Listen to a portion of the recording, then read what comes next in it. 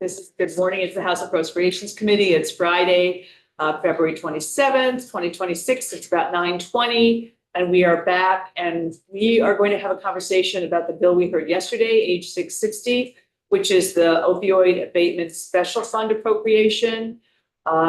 We heard a proposal to use, it included a proposal to use some of the substance misuse prevention fund. So there's the opioid one and the substance misuse. The substance misuse comes from funds from cannabis sales. The opioid comes from the opioid settlement from, well, Sackler isn't one of them, but the other ones who were involved in the opioid thing. So have some similar purposes, some different purposes. And then Tiff had an idea about how to do something differently between the two funds versus what has been proposed in the bill. And Nolan's going to explain it all to us and give us our options. And the purpose of this is to help educate us all and then to try to figure out which of the options we want to go, which direction we want to take based on what we know. But we don't know everything yet, and that's why we have Nolan who's going to tell us everything. Great. For the record, Nolan Langwell, the Joint Fiscal Office. Before I start, yesterday Representative Wood had talked about a spreadsheet that I put together for the committee that compares the different proposals from the health department and the special fund committee. I did send it to Autumn. It should be posted, I don't know, yesterday or today, but it should be on their website just for your reference. So I thought that I would, the reason I'm sitting here today is to kind of help frame the conversation. So if you recall, the House proposal or the Human Services proposal has money from the opioid fund. And they have four pieces carved out, $640,000 that would be taken from the Substance Misuse Prevention Fund. The Substance Misuse Prevention Fund has been, all the money that's in there has been committed under the governor's recommendation. So you as the Appropriation Committee can choose to say, no, we want this money to go in there instead, and then some of the money come out of some of the governor's other proposals. So the three options as I see it are: one, you could go ahead and pass the bill as recommended by the Human Services Committee, which is to leave it in the bill, have the opioid settlement stuff in the bill, the substance misuse stuff in the bill. However, you would still have to address that $640,000 in the budget because it's in section B313 under special funds, which is the health department's substance use. So you still have to do it in the bill and you still have to address it in the budget. The second option would be to strip out the money from the bill, from that 640 out of the bill and put it in the budget, in which case you're doing it all together. Take the special Yeah, you can pull the 640,000. So if you go to my fiscal note, opioid, just keep it strict opioid. Opioid. And then put the other stuff in the budget. Yeah, pull out section 7, which is the Substance Misuse Prevention Special Fund Appropriation. Put that into the budget and then deal with that as a budget piece. The third option would be to keep the 640 in the opioid special where there is money, and then not make any changes to the budget. So again, your three options are pass the bill as recommended by the Human Services Committee, in which case you still have to make some modifications in the budget in section B13. You could strip out section 7, which is the Substance Misuse Fund, put it into the budget. So keep those proposals in that fund, but put all the substance misuse in the budget. So further amend the bill to pull that section out. Or your third option would be to say, no, let's just use the opioid abatement special fund because there's money there. So those are your three options. Lynn. So the issues that are raised, the four issues that are raised in section 7 that are prevention, are those the things that are in B313 that the governor recommends? No. These different things? Yes. So you'd have to amend what the governor has. I mean, his is just lumped into section B313 into under special aggregate number. It's an aggregate number. So you have to specify, what you just have to specify that this has to be out of that. And there would have to be a reduction in some of the other things. And that's, we can work on the wording on that. But we do have a breakdown of what the governor's proposal is spending that on, and we got something today that's a little bit more detail, and I haven't actually looked at it yet from the health department. So you could say, well, we'll look at it in the context of the budget, and we can cut back on some of the governor's proposal to make sure that there's money in the substance use fund. to pay for So it. I think our first decision in terms of order of operations would be whether these 4 items should be in the opioid fund. Right. As was originally proposed by the opioid settlement oversight committee, whatever. Yeah. Or whether those 4 items should be under the substance misuse prevention fund, which is what Human Services recommended. Right. And that's where Tiff came in. She's been very involved. This has been her area, and I know you were living in Human Services for a while, and that's part of why. And do you want to explain what you're thinking? Do you understand what I've said so far? Is that all making sense? First, we have to decide where those 4 go. And then, so you talk. Sure, I think that, well, when the bill came out and I saw the fiscal note and realized that, because they actually voted when I wasn't in the room, and when I learned that that this money was already budgeted out, that concerned me. And so, Nolan and I and Teresa all talked about different options. I mean, I think that it would be, given the fiscal note, I think there's something different that we need to do. Because, I mean, we need to suggest that we read the fiscal note and that it said that actually this money had been committed. I think that there's real concern that the prevention money that is spent hasn't been evaluated in terms of its effectiveness, and that is a separate issue. I think it's partly what's behind, the suggestion that they just take money from that fund and cut whatever was in the governor's recommend for that. Remember, there's $3 million more from cannabis that is flowing into that fund. That was originally projected. So it is, so all the things that were funded are getting more money. And so Human Services rationale is, well, they can cut back by $600K what they're planning to do, because it's not as if they're not, this isn't going to jeopardize the programs on the whole. I'm a couple, I could see different ways going forward, and Nolan and I have talked about this, and I think the Human Services Committee feels strongly that these are kinds of things that ought to be funded through prevention money.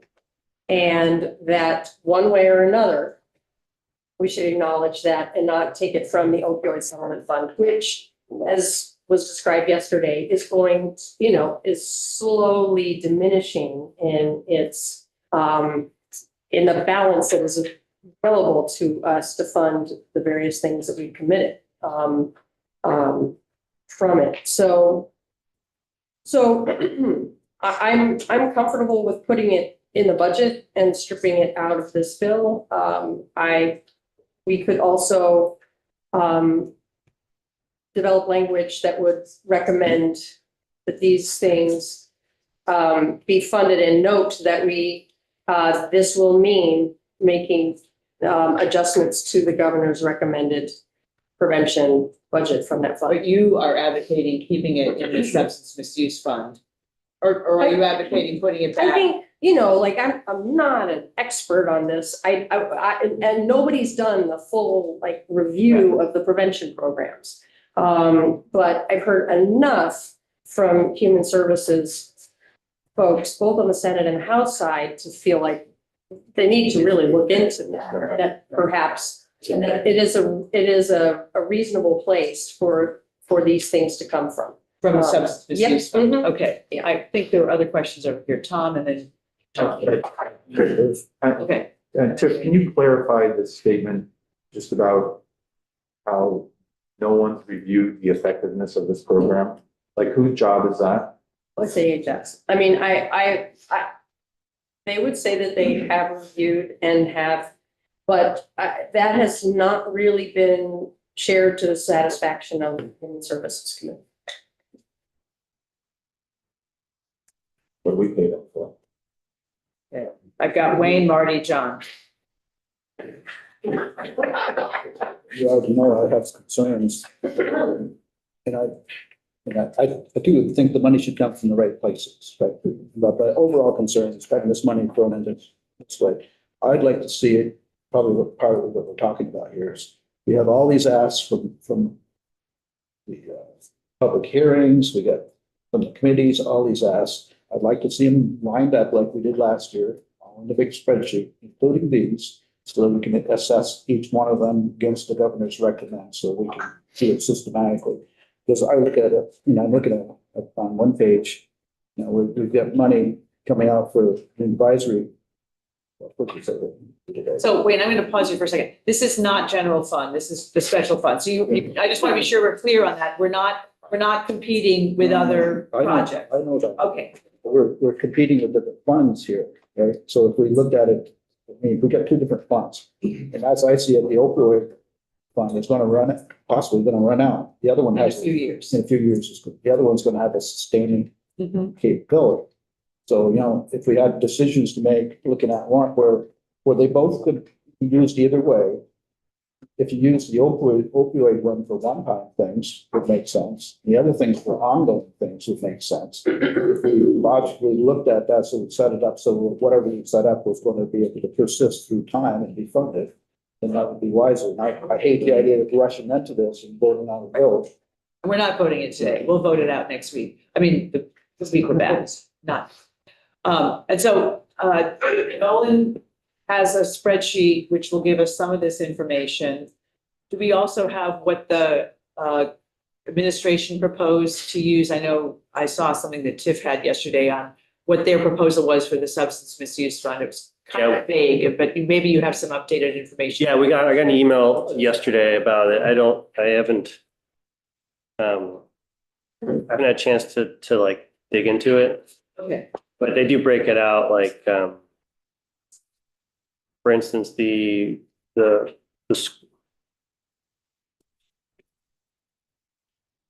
Vermont Prevention Lead Organizations, there's 5 million there, and so they broke it out. There's like 1.5 go to mountain communities, 1.2 goes to Northeastern Vermont Regional, 950,000 goes to Rutland Regional, and 1.6 goes to the United Way. So they did break it out, like each of those increases. So if we can get that a little more detail on the information online. Yeah.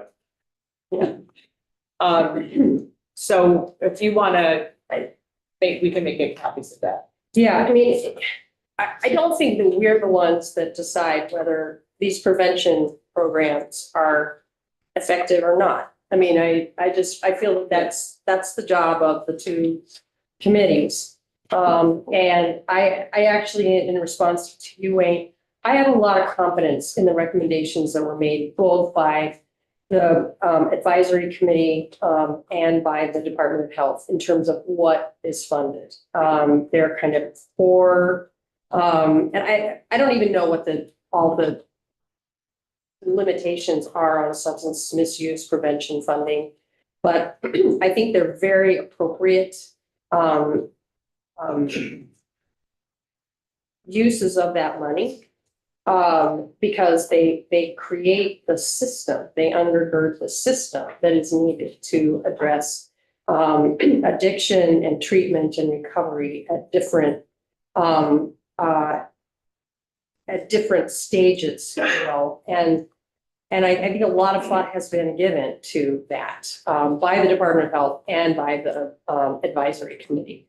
So I wouldn't want to put the recommendations that are here from the opioid settlement fund, I feel very confident about. Many of them are things that we have invested in over a period of time and are consistent with the strategic plan that the Vermont Department of Health put out this January, I think, based on all their interviews across the state. But the big thing is but I think you're also getting at, which Teresa mentioned today, is the evaluation of the program. So Right. that on the other side of it. And so we want to be sure that we should check the language again of what's in there for evaluation. Because at this point in time, no one has come in here, from any agency or anybody, and showed us things that have changed in a positive way based on any particular program or anything that we've done. And that wouldn't come to us for that. They would go to Human Services for that. Maybe so, but Human Services comes into us and they could explain to us Right. what they. Well, and that's why Teresa had in her memo that they want to pause so they can get some evaluation done. Because she's very big on And evaluation. I'm concerned if we spend the money and it's not doing anything, and we keep right on spending it, by the time we figure out what we should be doing, there won't be money left. So there is language in the bill. Section It says each ongoing funding proposal considered by the advisory council shall include a sustainability plan from the applicant to ensure consideration of future expenses and available resources apart from the opioid abatement special fund. So it's not an evaluation per se, but it's a sustainability plan. I think there's also some evaluation. Yeah, in section 6, it Right. talks about spending appropriations in the coming year, except for those it's made a commitment to on an annual basis, to review the outcomes of programs and initiatives funded through the opioid abatement special fund to assess effectiveness and long-term sustainability. And we could ask of that in the other fund as well, something similar, maybe not pausing, but something similar in terms of evaluation for the other fund as well. Yeah. Yeah, And of these programs, if you decide to put these programs in there. right. So we could have a little time to think about what we should ask. Yeah, because I think- Yeah, no, we'll vote on this when we get back. So, but I wanted us to follow up because stuff's happening. So, then we can all think about it. Marty. Well, my confusion or my concern was just this chart that, I'm just now seeing no chart, because I was concerned that because the governor had suggested something and the committee suggested something else, and I just wanted to know. Right. And so this has the comparison This has stuff. that, so. Yeah, And if they've been funded and what bills they've been funded in the past. Right. Which is this helpful. is really great. Thank you. Thank you. Okay. John, did you have a question? Yeah, well, just, as carefully as you could, follow the three options we have. Yeah. I was just gonna go here. at some point. So what's the downside of taking it as is versus, and I wanted to make sure was it different than what you described? Taking this, the bill as is. As Just overcommits the substance misuse prevention fund, which is noted in the fiscal note. And I think as an appropriations committee, we would need to have we would need to write some language that would acknowledge that would require a shift in. So we could reduce, I assume we have the authority to reduce what's in this fund. Yeah, we have to work on it, yeah. As is, it's overcommitted, so we'd be in deficit. That's why I wanted to make sure. Right, so that's one of the things. So we would have to address, we should choose to address that if we wanted to do this. The other thing, by keeping it as is that the substance misuse prevention fund now is going to show up in two places, one in the budget and one in this bill. And so that gets a little confusing also. It's one of the options, right? Right. Right, so, yes, so if we wanted, that's why I said sort of the first thing is, do we want to keep those 4 items in the substance misuse fund or put it back in the OC? And then if we want to keep it in the substance misuse, do we want to keep it in this bill? Or do we want to put it in the budget so it's all in one place? And then if it's all, regardless of that, if we keep it in this fund, there will be a deficit in that fund. And so we would have to probably go in and it would be prudent to offset, reduce some of the others or say to whoever, you need to figure out how you're going to cut that. Okay, is that clear as mud? Okay, Wayne and Lynn. See, part of my angst, I was looking at, if you look at section 1, in the bill, section 1, beginning where they give $455,000 for 26 outreach or case management staff positions, right? That's coming from the opioid abatement special fund. And if you look on page 6, down at line 10, says the opioid abatement special fund. Each ongoing funding proposal considered by the advisory council shall include a sustainability plan, right? But the thing is, you got 26 positions, which you would assume would be ongoing through time, coming out of the abatement fund, which is maybe limited in time. It's only a part of their salary. Yeah. So there's a lot of times we have, right. So they could reduce that. If you're They could- planning for 26 positions to continue. Which is why there's a sustainability plan. Yeah. Put in there, the request for that, prove that this can continue. Also, it's one time, so there's always a risk. It's also one time. Yeah, Lynn, Yeah, I'm trying to Dave. compare the numbers. This is your draft, right? Yep. Trying to compare the numbers on H66 proposal with the substance misuse prevention stuff on page 3 of the fiscal note. And I don't see where, are those aggregate numbers somewhere in here? So yeah, that would be, so, I know, so number one, if you're looking at the fiscal note in section 7, so number 1, elevate, Yeah. would be number 10 on my number list. 10. You see it? Okay. Community Care Network. Yep, no, elevated youth services. Oh, it's number 11 on our. Oh, you know what, I have an older version of it, I don't have an up-to-date. So you version. have that under OSAC recommendation, but that's also in the Act 60, H66, H660. Yeah, this was the document they used to help make the decisions, Yeah. and then I made this off of this. Okay, so I should be looking So at everything- OSAC In red. Just trying to So- follow the money. And one way to look at and tell difference is if it has this little red stuff, this language Yeah. with direct BDH prevention, that means I moved it to a different chart. So Elevate, Greater Falls, Interaction, and Winooski are all what, 11, They're all in 12, there. 13, Okay. 14. They're all in a Okay, row. just wanted to see where they were. Okay, that's good. Okay, so these are the numbers that are, these are all. 15, yeah, they're all on the second page. All OSAC. They're all, well, it's all under, it's all under this thing, but then if it's not OSAC, I just put the little blue thing because this is, Yeah, but it's not under H60. no, I just have a note. Oh, yeah, I just have a little note. It's zeros. Yeah, because it wasn't gonna be, they weren't recommending it as part of, the OSAC. They're recommending I it. just wanted to follow where the numbers come from. And Got So, Commitments. And they Sorry. And I can work with you offline if you still. yeah, I just like, I got it now. Okay. Dave, We were informed yesterday that more money is coming for settlements. It could be one time, it could be spread out, so I just wanted to remind us that, which isn't immediate, but it sounds like it's definite, the timing issue. My question, Tiff, do you know what the vote was from the advisory committee? No, it wasn't made explicit that way.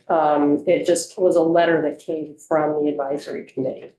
So I'll try to look into that then. Thank you. And they probably, out of Human Services, it was a 10-0-1 vote.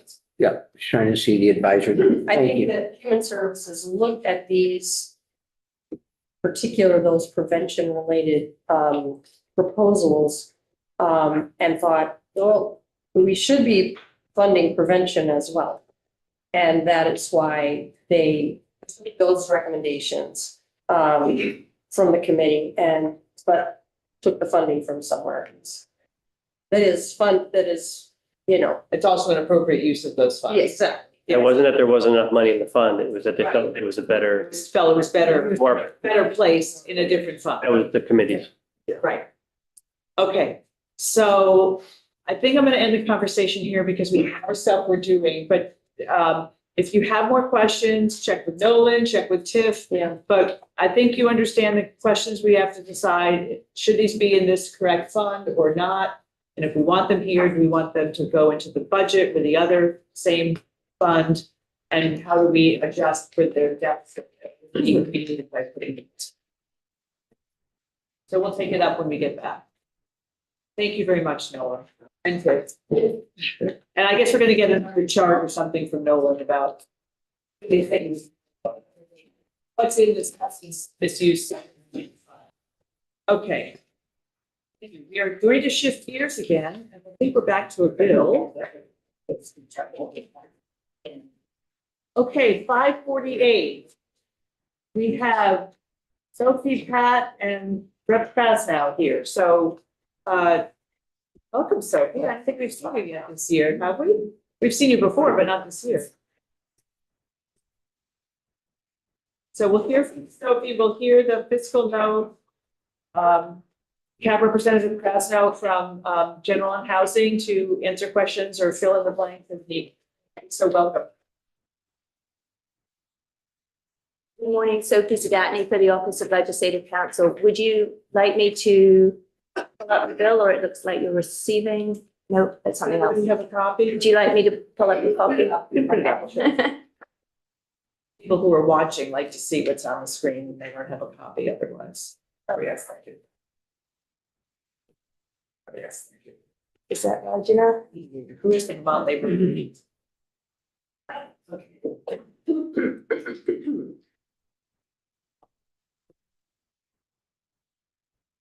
And I will just say that this has money in it as far as I know, so we will not be voting today.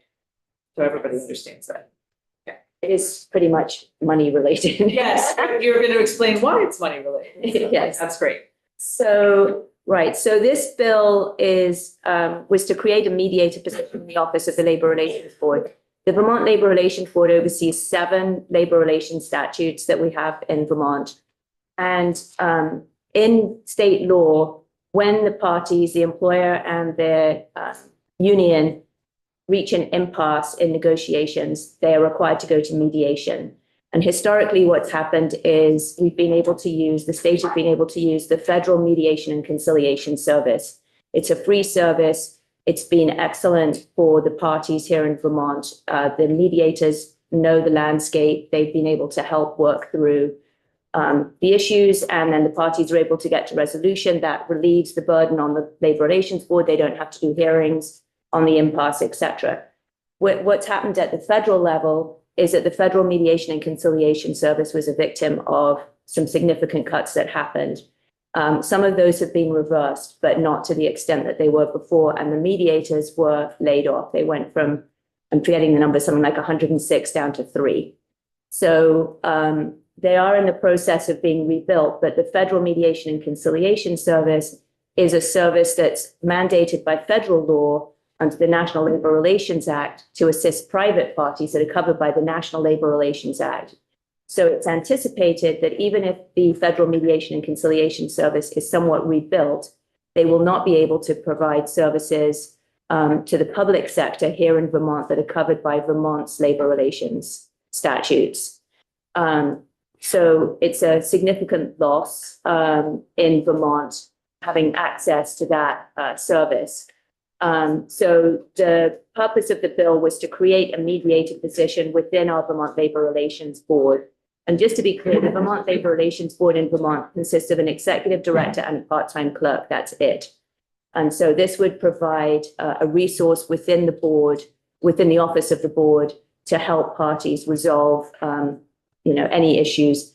The way the bill is structured is first to add a position.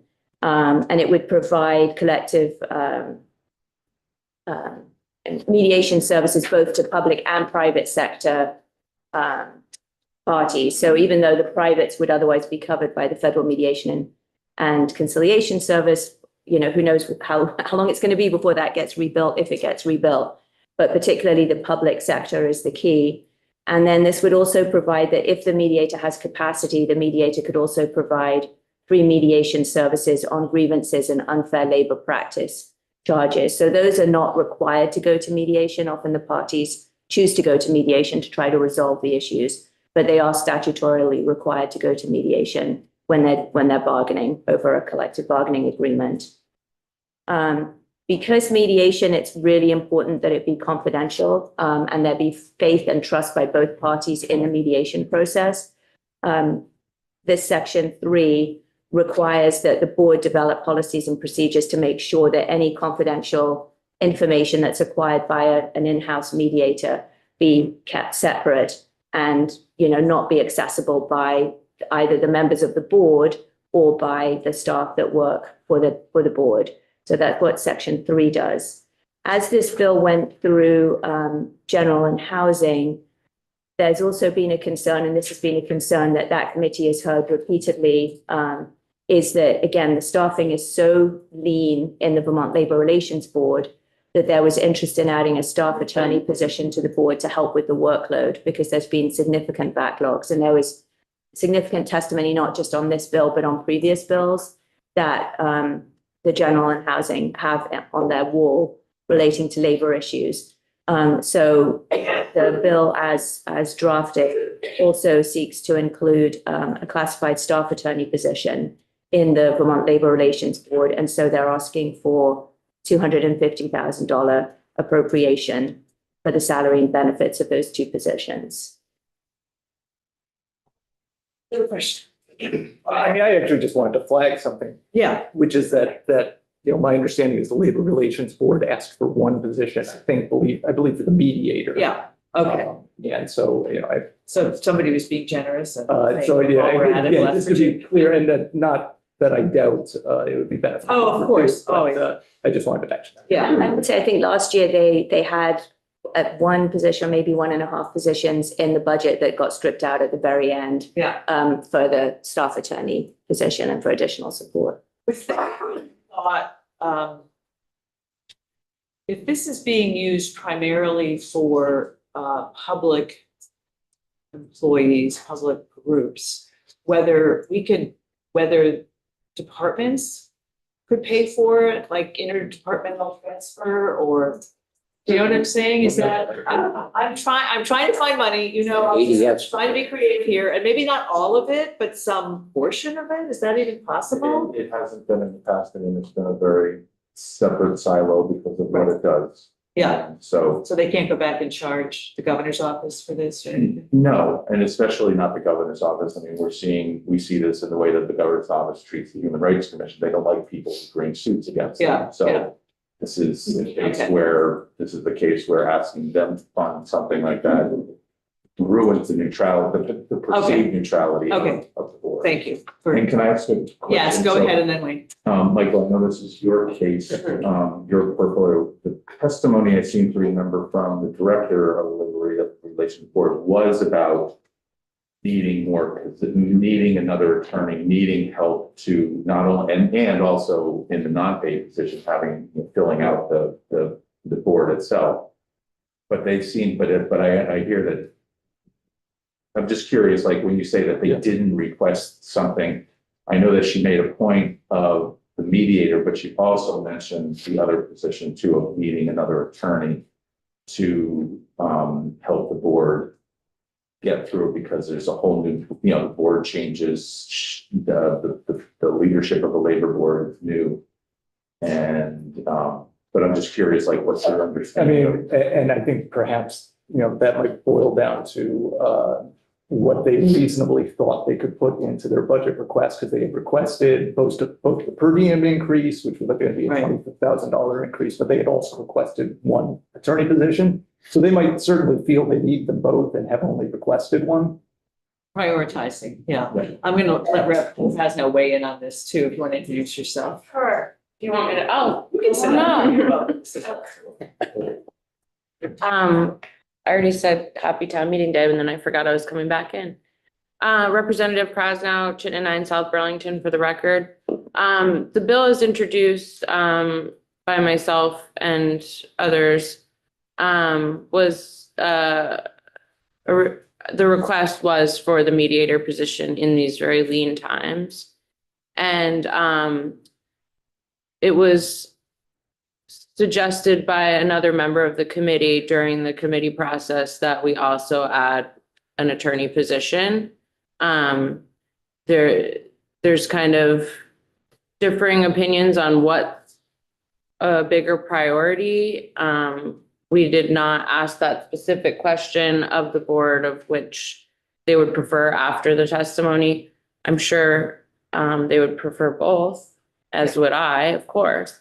But the original intent of the bill is introduced, and what my understanding in these times was for the media. So representative is correct of what the process was. It's kind of the background. And this is state position, state employee. Right. So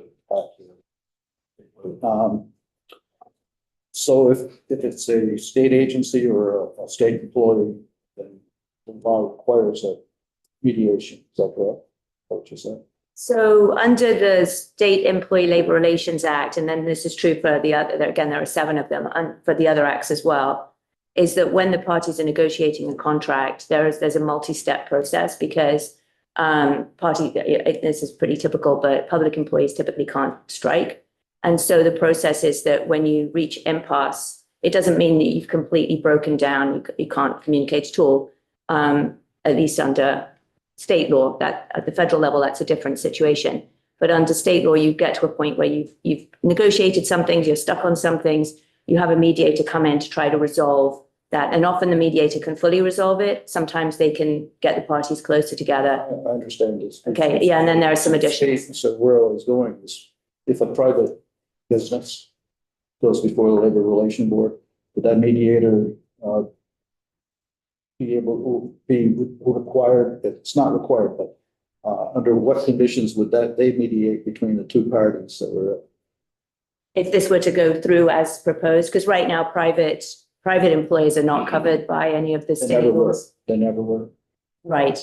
So then my question would be, how much work, is this a full-time, is there mediation going on for the state constantly? Such that you need the full position, or why don't they contract?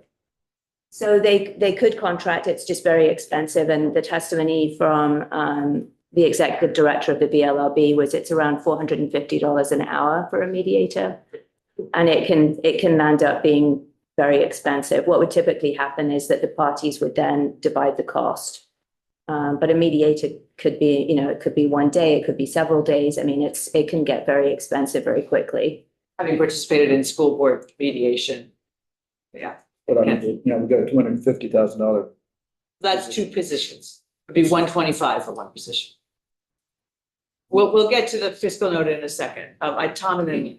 I think that the other thing to remember about state labor law is that there's several different labor laws. And so having a state mediator who gets trained up and understands all of it. The teachers can strike. State employees can't. Municipal employees may not be able to. I mean, there's a whole bunch of different nuances in state labor law. And so one of the expenses when you farm it out at $450 an hour is if the mediator doesn't understand state labor law. How many hours does that add to, yes, they can be regulars to keep coming back, but it's just, it makes sense to have an in-state mediator who is as much of an expert as possible on state labor law. Okay, who's next, Lynn?